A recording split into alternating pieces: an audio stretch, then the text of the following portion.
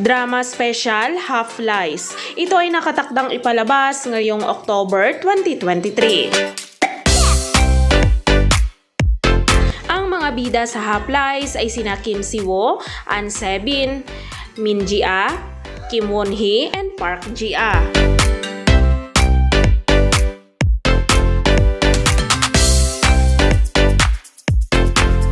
Isinalaysay ng Half Lies ang tungkol sa 10 taong gulang na bata na si Duri na nagsinungaling para itago ang diborsyo ng kanyang mga magulang at ang mga nasa paligid ni Duri na nagtatrabaho para protektahan siya.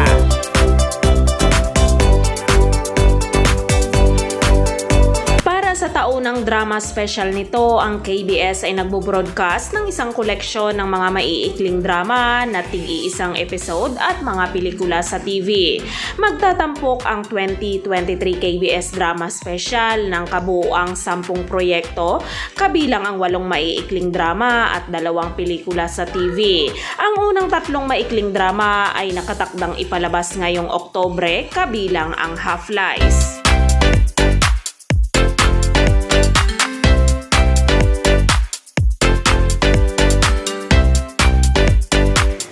Half Lies ay nakatakdang ipalabas sa KBS2 Network sa October 21, 2023.